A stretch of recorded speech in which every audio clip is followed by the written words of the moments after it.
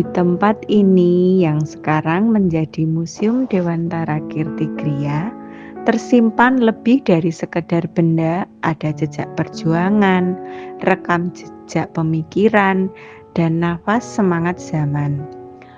Koleksi-koleksi menyimpan cerita, seperti pena yang digunakan untuk menulis esai kritik sosial. Di kota Yogyakarta yang kental dengan adat dan budaya, lahirlah seorang anak bangsawan pada tanggal 2 Mei 1889. Namanya Raden Mas Wardi Surjoningrat. Ia tumbuh dalam lingkungan keraton Yogyakarta yang penuh dengan aturan dan kehormatan. Sebagai anak bangsawan, Suwardi kecil mendapat kesempatan bersekolah di ELS atau European Leisure School, sekolah khusus untuk anak Eropa dan kaum bangsawan. Suwardi kecil dikenal sebagai anak yang tenang, sopan, namun memiliki pemikiran yang kritis dan peka terhadap ketidakadilan. Masa kecilnya yang penuh dengan pembelajaran dan kesadaran sosial, inilah yang membentuknya menjadi tokoh besar di bidang pendidikan dan perjuangan kemerdekaan. Di ruang tamu utama terdapat kursi dan meja kayu tempat Ki Hajar berdiskusi dan menerima tamu. Patung wajahnya terpasang tenang di dinding ruangan, dikelilingi foto-foto lawas dan sebuah telepon kuno yang merekam atmosfer percakapan hangat. Percakapan yang kelak ikut menggerakkan perubahan besar dalam dunia pendidikan. Ruang ini bukan sekedar tempat singgah, tapi titik awal lahirnya ide-ide besar untuk pendidikan bangsa. Ketika dewasa, Suwardi semakin aktif dalam dunia pergerakan. Ia menulis banyak artikel yang menyuarakan keadilan. Salah satunya yang terkenal berjudul "Seandainya Aku Seorang Belanda", yang membuat pemerintahan kolonial marah dan mengasingkannya ke Belanda. Namun justru di sana ia semakin belajar banyak tentang pendidikan dan masyarakat.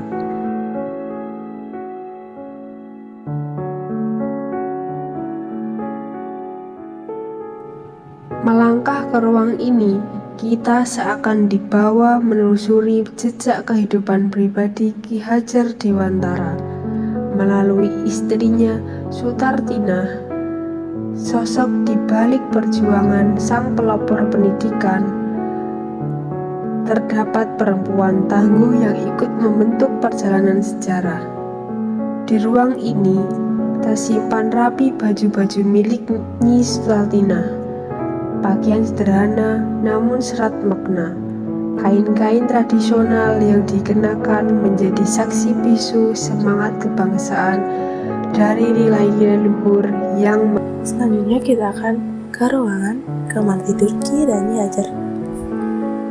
Ruangan ini dahulunya berfungsi sebagai kamar tidur putri Ki dan Nyi Hajar Dewantara, yaitu Niniken Wandansari Sutapinasti. Ruang putra dan putri yang lainnya dulu terletak di belakang rumah, yang sekarang menjadi tempat penyimpanan koleksi museum. Di dalam ruangan ini terdapat berbagai lukisan.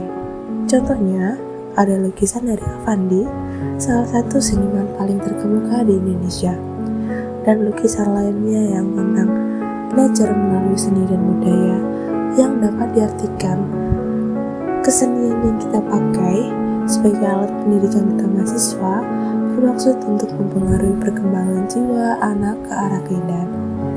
Selain itu, di sini ada alat musik gamelan.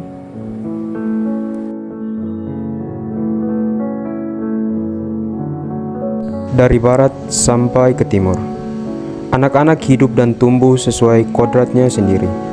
Pendidik hanya dapat merawat dan menuntun tumbuhnya kodrat itu. Maka hidup tumbuhnya anak-anak itu terletak di luar kecakapan atau kemampuan kita sebagai pendidik. Dari barat sampai ke timur, dari selatan sampai ke utara. Selain anak-anak itu adalah anak-anak kita juga. Kutipan ini menekankan bahwa semua anak, dari manapun asalnya, adalah tanggung jawab kita bersama untuk dididik dan dibimbing. bukan untuk dipaksakan. Ki Hajar Dewantara sangat menekankan pentingnya pendidikan yang sesuai dengan kodrat anak dan menghormati keberagaman.